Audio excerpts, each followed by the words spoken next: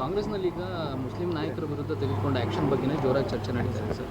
ಸಚಿವರಲ್ಲೂ ಕೂಡ ಎಲ್ಲರೂ ಒಮ್ಮತದ ಅಭಿಪ್ರಾಯ ಇಲ್ಲ, ಬೇರೆ ಬೇರೆ ರೀತಿಯ ಅಭಿಪ್ರಾಯ ತೆಗೆದುಕೊಂಡ ನಿರ್ಧಾರ ಸರಿ ಇದೆಯಾ ಏನು?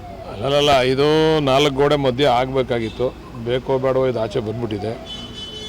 ಬಟ್ ಇದು ಏನು ಅಂತ ನಮಗೆ ಇನ್ನೂ ನಾವು ಗೊಂದಲದಲ್ಲಿದ್ದೀವಿ. ಏನು ಯಾರ್ದು ಏನು ತಪ್ಪು ಅಂತಕ್ಕಂಥ ಗೊಂದಲದಲ್ಲಿದ್ದೀವಿ.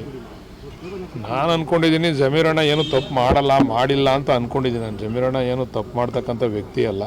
ಅವನು ಸ್ವಲ್ಪ ಎಮೋಷನಲ್ಲಾಗಿ ಮಾತಾಡ್ತಾನೆ, ಅಷ್ಟು ಬಿಟ್ಟರೆ ಪಕ್ಷಕ್ಕೆ ಹಾನಿ ಆಗ್ತಕ್ಕಂಥ ವಿಚಾರಗಳೆಲ್ಲೂ ಕೂಡ ಅವನು ಚರ್ಚೆ ಮಾಡಿಲ್ಲ ಅಂತ ಅಂದ್ಕೊಂಡಿದ್ದೀನಿ ನಾನು. ಅದು ನನಗೆ ಗೊತ್ತಿಲ್ಲ, ಸರಿಯಾಗಿ ವಿಚಾರ ಗೊತ್ತಿಲ್ಲ.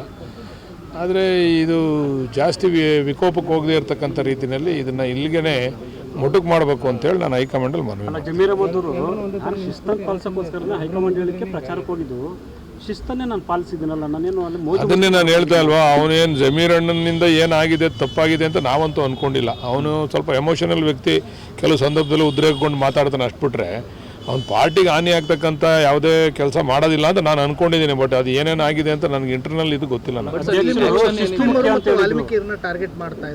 ಯಾರನ್ನೂ ಟಾರ್ಗೆಟ್ ಅಲ್ಲ ರೀ. ನಾನು ಆಗಲೇ ನೆನ್ನೆನೂ ಹೇಳಿದ್ದೀನಿ, ಪಕ್ಷಕ್ಕೆ ವಿರೋಧವಾಗಿ ಯಾರು ಕೆಲಸ ಮಾಡಿದ್ರು ಅವ್ರು ಟಾರ್ಗೆಟ್ ಆಗ್ತಾರೆ.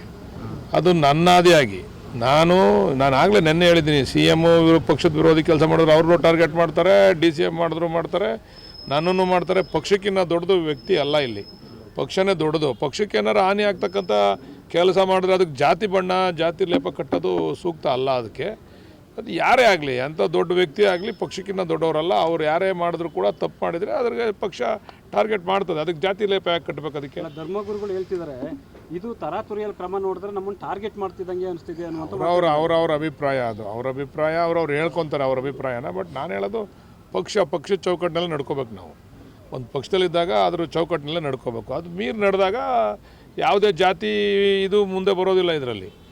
ಇದರಲ್ಲಿ ಜಾತಿ ಪ್ರಶ್ನೆ ಎತ್ತೋದು ಸೂಕ್ತ ಅಲ್ಲ ಅಂತ ನನ್ನ ಅಭಿಪ್ರಾಯ.